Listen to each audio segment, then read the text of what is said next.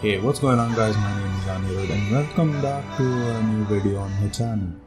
It's been about 7 months and I haven't really made a video on this channel since that while, but I'm back now and I'm back to create more content. In this video I'm going to be teaching you guys how to create self-portraits. I post a lot of self-portraits recently on my personal Instagram account at ANXXRUDH. If you like this style of self-portraits, please do drop a follow, and every follow does help. A lot of people have asked me on Instagram how I take this style of photos, and so I thought I'd just make a video about it. And so without wasting any more time, I'll just tell you how I take these type of photos. First of all, no bullshit. I am a person who believes in gear. So to take these type of photos, in my opinion, you will be needing a DSLR. But if you have a phone which is pretty recent and has good low light capabilities, you can still take these type of photos. But still, in my opinion, I think you should use a DSLR. At least one which is made in the past 5 years, and I'll tell why we should use a DSLR, because it makes the self-portrait process much more easier. So basically the DSLRs, at least the latest ones which have been made in the past 5 years, you can pair them to your phone, and this creates a lot of opportunities for self-portrait, and here's why. Basically you can use your phone as a remote to control your camera, and so this allows you to position yourself and pose properly for the photo, and this is what I personally use. If you have a very new DSLR, they have a feature known as the intervalometer, which takes continuous photos in a particular interval of time.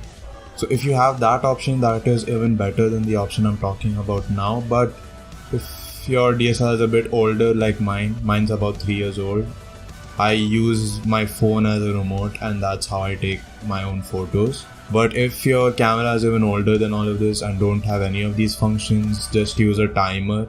I mean, it's hectic, but you gotta do what you gotta do. Now let's talk about lighting. I don't really have any sort of special lighting at all.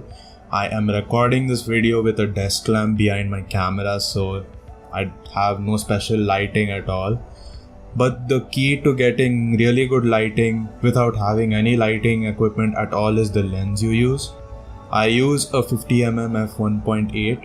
So basically the key to getting good lighting is a lens which has a low aperture. My lens has an aperture of 1.8, so it opens up a lot more and it allows in more light. And the other advantage of having a lower aperture is it also gives that background blur, which is really popular in a lot of Instagram photos. And this lens which I use is also very cheap. I guess it costs around $100, which is really cheap for a camera lens. So yeah, if for any beginner photographer, I think your secondary lens should definitely be a 50mm f1.8. It's my own personal primary lens. I use this for most of my photos because it's very sharp and it also gives a background blur, as I said earlier. So yeah, definitely use this lens. Now that's about basic lighting. Now let's talk about creative lighting.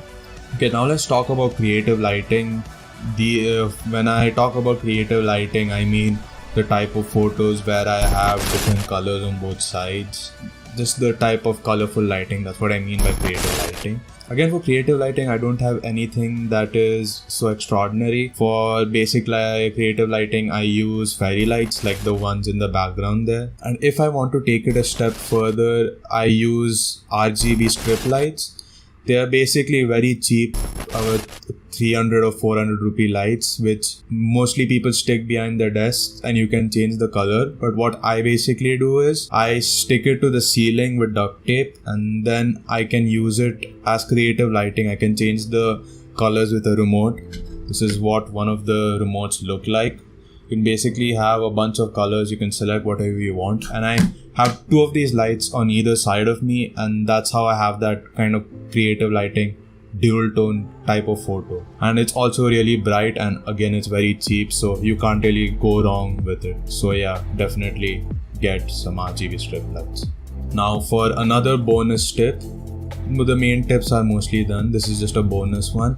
is, first of all, shoot on RAW. There are advantages and disadvantages, but the advantages, in my opinion, are worth it. The advantage of shooting on RAW is that you can edit the picture heavily without producing any noise at all. Now, this is very important for me because I am a very big believer in editing photos. If you guys have seen my old type of Photoshop edits, I edit my photos a lot, so RAW is really useful for me.